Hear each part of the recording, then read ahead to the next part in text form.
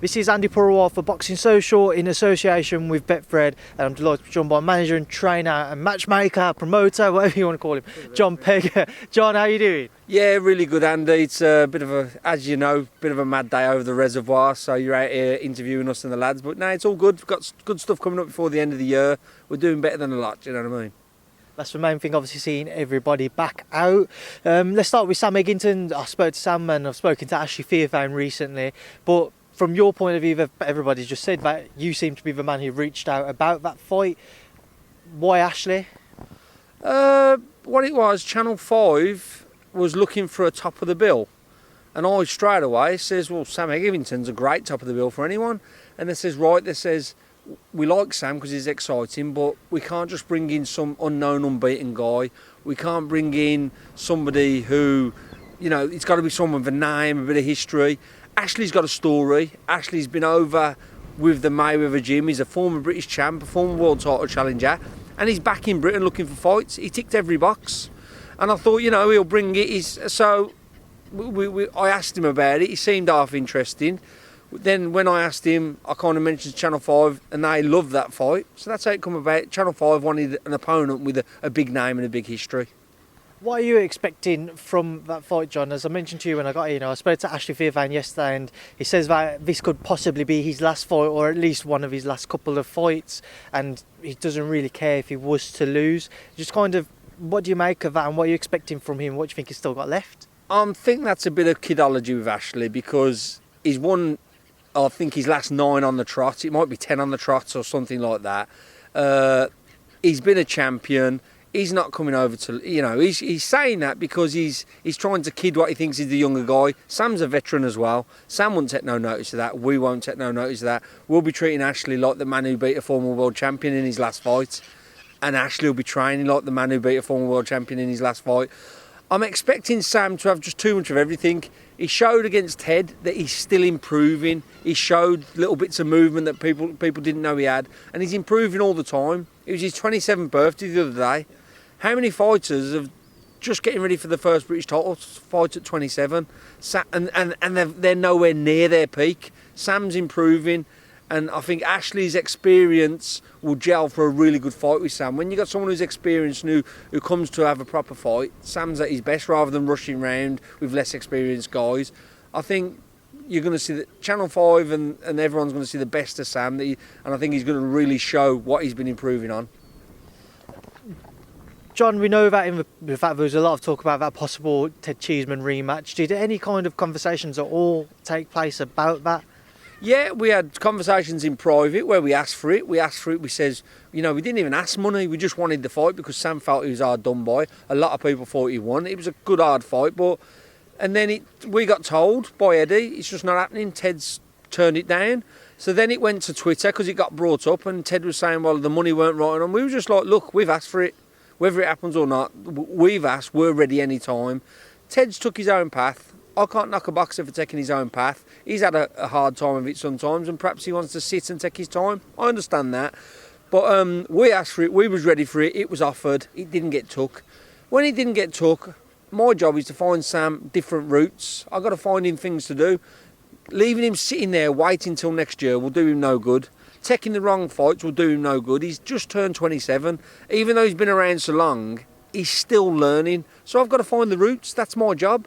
I can't just sit and wait, as some people can. So that's what I did. I went out and I found different routes. And hopefully this route will work, because Hennessy and Channel 5 told me that the reaction they had to Sam's announcement as a fight, they could not believe. They said it was like 5 times better than they expected it to be. They said, you know, and I think you've seen on social media, and this is what I was trying to tell them, ignore Sam's few losses. He's got a good following because he's exciting, he gives it all, and he comes to fight. And I don't think Channel 5 quite realise until they've seen the reaction. So hopefully we'll build on that, and Sam will be Sam. And when Sam's Sam, he brings it on. And we'll see a great fight, and Channel 5 will enjoy what they're seeing, and NEC Sports will enjoy what they're seeing as well.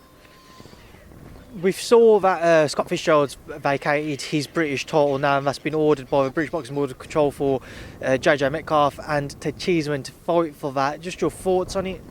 I think Scott Fitzgerald is a really great fighter. He's obviously has a few issues. You know, he's the first one to say he does. But if he gets his act right, Scott Fitzgerald will push on and win things more. That's up to him.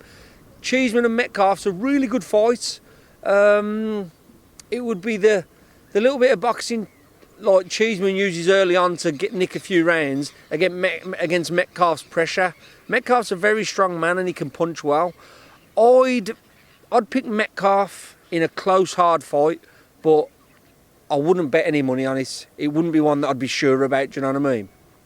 Moving away from Sam and that division and onto Shaq and Peters, we've seen him down here today getting ready for that Craig Richards bout.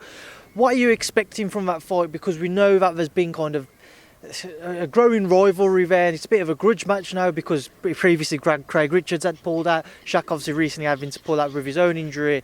I think it's kind of built up a sense of frustration in both fighters. What should we expect when the pair of them are in the ring in December? Do you know what? I think you'll see a bit more nastiness off Shaq than we've seen before because, yeah, there's a genuine kind of rivalry there. And Shaq's a boxer. Shaq's happy to box. He's happy to keep him on the end of them 7-foot arms and do his job that way. But I think we're going to see a bit more spite there because there is a bit of rivalry. And I honestly believe we're going to see a really great performance of Shaq. I picked Shaq to win before the Chad Sugden fight. I picked him to win because of styles and everything else. All we've done since is beat a man every round who drew with Craig Richards and have the knowledge under his belt that he can do 12 rounds and he can control the pace. Also that he's now the British champion. And I think all that has made Shaq grow. Craig Richards has been inactive in that time. And that's the difference. I picked Shaq to win before Chad Sugden. Now I pick him to win even more. I just think Shaq's growing as a fighter. I think he's improving. I think his experience is getting there, and I think it's going to show on the night. I think, but there's going to be a bit more spite off Shaq. Like when he hurt Chad Sugden quite badly in the 11th, he kept to his boxing because he was under I think if he hits Craig Richards like that, he'll go for him. I think there's that bit of spite and rivalry there. I mean, on to Casey Benjamin, who we also see here today. He's getting ready for his bout with Ben Fields. Talk to me about that one, John. Casey had a fight with Conor Walker. Would have been a fantastic fight. Conor's a big prospect. Conor pulled out of a back injury. Casey had pulled out the first one with his problems. So it was off. And then Ben Fields, who I manage, but I don't train. He's trained by Sean Cogan. Ben's like an all-action fighter. He'll fight anyone, has fought all the divisions, has just won a title. And Ben stepped in and says, because of the COVID situation, I'll take that fight. And like, Mick Hennessy wasn't sure because Ben's had a few losses. And I showed Mick a little clip of him sparring. Mick turned around and went, yeah, let's make the fight. That's going to be a fight. You know, Casey's a really skillful, good fighter who's been in the away corner and done his job. Ben Fields is an aggressive, hard fighter who's been in the away corner and done his job. You've got two throwbacks here going in against each other, and it's a local derby. What's not to love? I think it's going to be an absolute... I think that could be the fight of the night, you know, like for being the most well-matched, and I think it's going to be a cracker. But... managing both of them, I can't go in either corner. I'm not going to cheer for either. I'm just going to sit. The best man wins. But I know that both guys are going to come out of that with credit.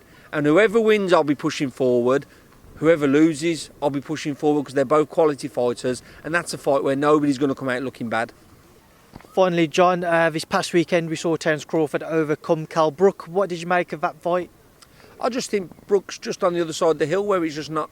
You can't do what you used to do. And whereas Cal kind of has always lived a little bit fast and loose with his weight and stuff, he looks like he put all his effort into making his weight perfectly.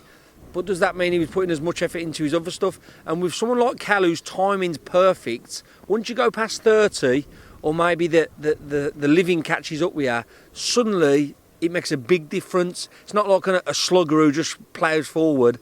And that was, for me...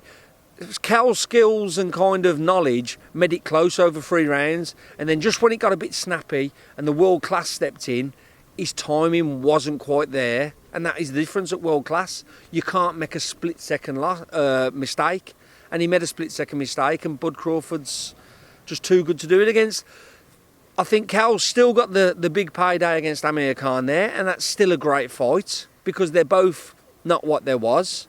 And I think that's the fight for him to go. I think at world level, I think Cal's had a great run. He's been a great fighter, but I just think at world level, it's not quite there anymore, you know. And it's a shame, but it happens to every fighter. But I still think there's a big fight and a big local fight with Amir Khan, and I think that will happen now, hopefully. Right, John, we will leave that there. I'll leave you to shoot off and join up with the rest of the guys who've just kind of left you behind. I appreciate your time, mate. Thank you for speaking to Boxing Social. Thanks, Andy, and thanks for all the support as always, mate.